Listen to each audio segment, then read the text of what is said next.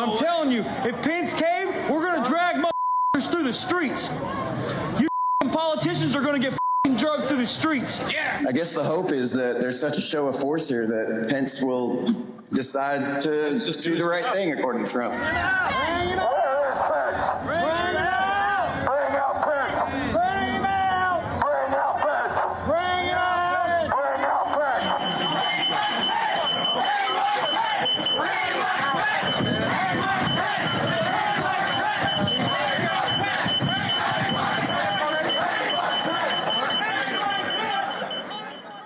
Of all the counter-presidential things Donald Trump has done, his shameless lie that the 2020 presidential election was rigged against him is the most insidious. He says it often, planting it in people's minds, but repetition doesn't make it true. Mr. Trump, I want to ask you about one last question in this topic. You have been warning at rallies recently that this election is rigged. You know, every time Donald thinks things are not going in his direction, he claims whatever it is rigged against him.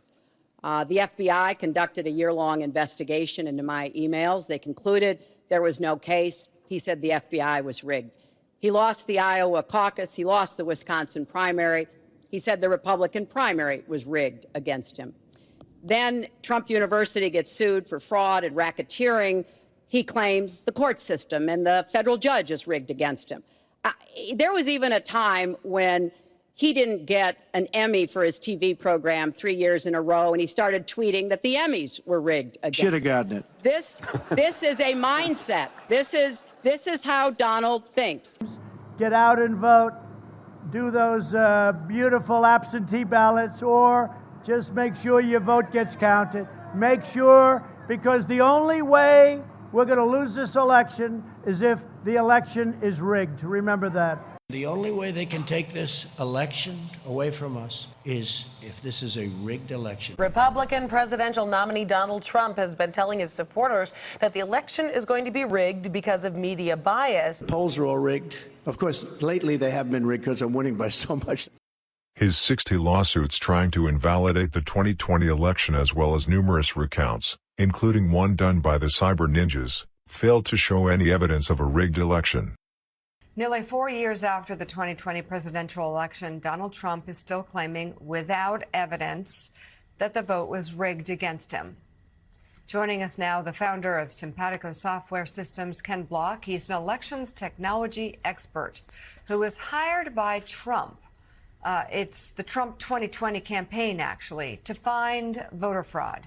His new book, entitled Disproven: My Unbiased Search for Voter Fraud for the Trump Campaign, the data that shows why he lost and how we can improve our election. With this information being in the public sphere, I felt it was very important to talk about it with the right framing, my framing about what it meant, how it came about, and most importantly, a thorough explanation for all of these claims of fraud. They were false. And just because we have many, many, many claims of fraud, that doesn't mean there's fraud. The claims have to have some basis in truth, and I have yet to see any claim of fraud based on data that was true, and all the other claims we hear are just hearsay. But Trump did convince his followers that the election was rigged, and incited them to attack the Capitol building in the hope their intimidation would help him steal the presidency. If you don't fight like hell, you're not going to have a country anymore. So, let's have trial by combat. 49 hours declaring it a riot. 35 to 50 be advised, Capitol Police 1 advised they're trying to breach and get into the Capitol.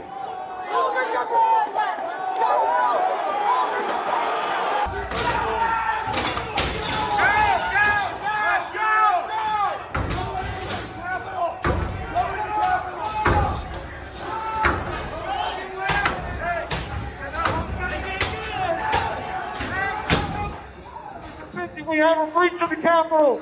Breach of the Capitol!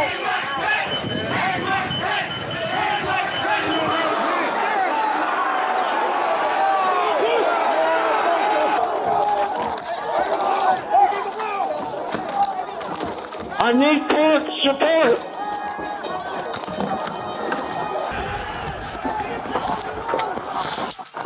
They were peaceful wonderful people. These were great people.